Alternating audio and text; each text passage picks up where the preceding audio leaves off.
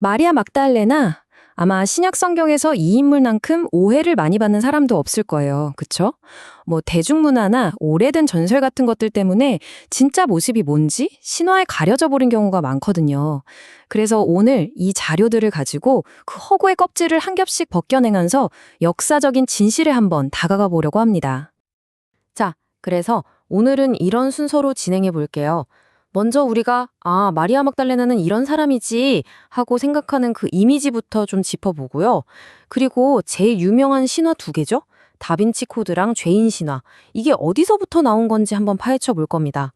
그 다음에는 성경 기록을 토대로 진짜 그녀는 어떤 사람이었는지 다시 그려보고 마지막으로 왜 그녀가 최초의 증인이라는 타이틀로 불리는 게 그토록 중요한 의미를 갖는지 알아보겠습니다. 예수의 아내였다? 심지어 회개한 죄인이었다? 아니면 사도였다? 정말 말이 많죠. 예수의 비밀 아내, 그 혈통의 어머니라는 엄청난 주장부터 가장 전통적인 이미지죠. 회개한 창녀라는 이미지. 그리고 심지어는 12제자와 동급인 사도였다는 이야기까지.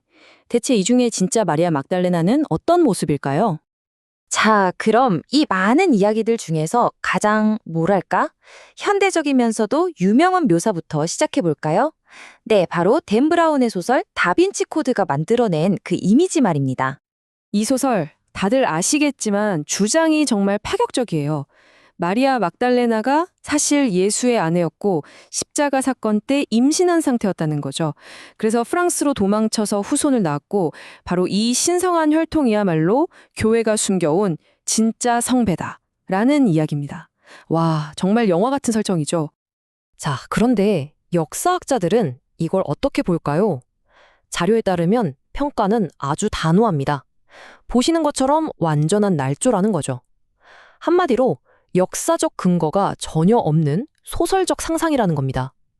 정말 말 그대로 소설은 소설일 뿐 실제 역사 연구에서는 이런 주장을 찾아볼 수가 없어요.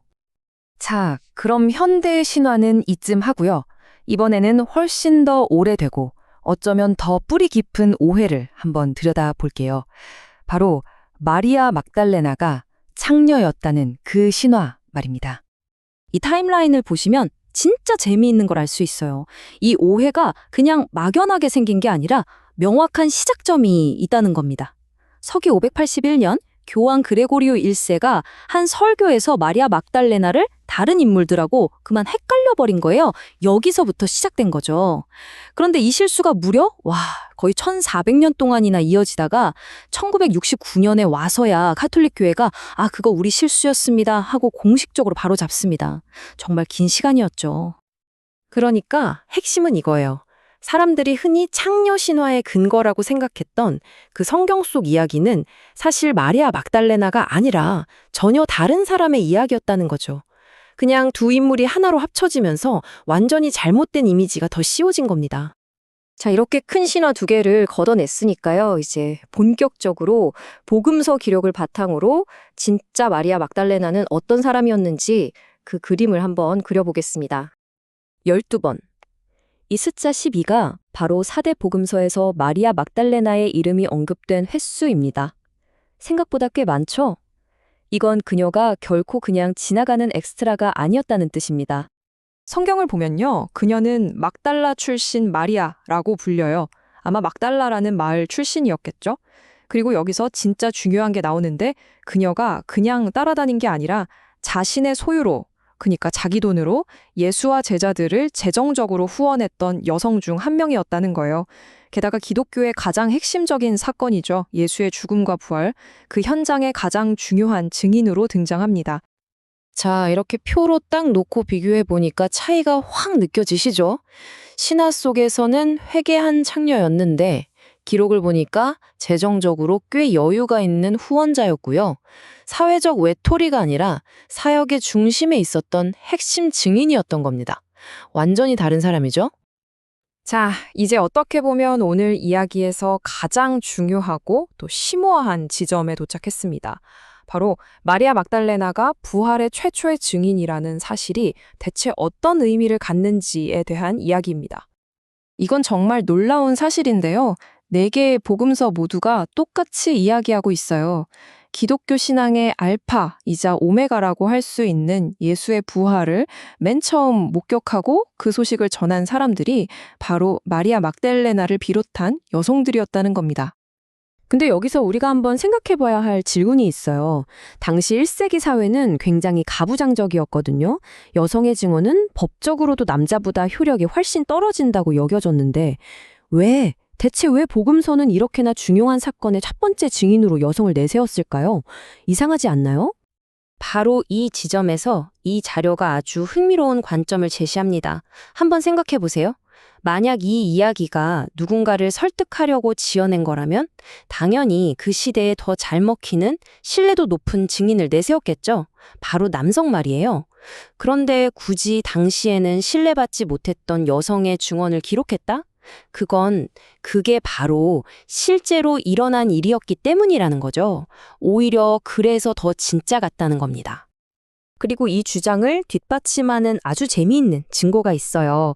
후대에 쓰인 베드로 복음서라는 책이 있는데 여길 보면 이 문제점을 고치려는 시도가 보입니다. 부활의 증인을 마리아 막달레나 같은 여성이 아니라 신뢰도 높은 유대와 로마의 남성 관리들로 싹 바꿔놨어요. 이게 뭘 의미할까요? 역설적으로 원래 복음서의 기록이 얼마나 꾸밈없고 사실적이었는지를 보여주는 거죠. 자, 그럼 마지막으로 이 질문도 한번 짚고 넘어가 볼게요. 마리아 막달레나가 이렇게 중요한 인물이라면 그럼 그녀도 사도 아닌가요? 하는 질문이요. 어떻게 생각하세요? 자료에 따르면요, 초기 교회에서 사도라는 말은 그냥 중요한 제자라는 뜻보다는 조금 더 좁은 의미로 쓰였습니다. 예수의 이너서클이었던 12제자, 그리고 바울을 지칭하는 거의 공식적인 직함에 가까웠어요. 마리아 막달레나가 예수의 가장 중요한 추종자 중 한 명이었던 건 맞지만 이 특정 그룹에 속하지는 않았다는 거죠. 물론 이게 그녀의 중요성을 깎아내리는 건 절대 아니고요. 그러니까 오늘 이야기의 핵심 결론은 이겁니다. 굳이 우리가 마리아 막달레나를 예수의 아내로 만들거나 사도로 만들 필요가 없다는 거예요. 왜냐하면 복음서가 그녀에게 부여한 역할, 즉 재정적 후원자, 그리고 예수의 죽음과 부활의 최초 증인이라는 그 역할 자체가 당시 사화를 생각하면 그 자체로 이미 엄청나게 혁명적이었기 때문입니다. 결국 마리아 막달레나의 이야기는 우리에게 이런 질문을 던지는 것 같아요. 우리가 상상력으로 만들어낸 그런 극적인 신화들보다 1세기라는 그 시대의 모든 편견을 뚫고 역사의 가장 중요한 순간에 중심에 섰던 한 여성의 진짜 모습? 그 자체가 어쩌면 훨씬 더 강력하고 더 혁명적인 이야기가 아닐까요?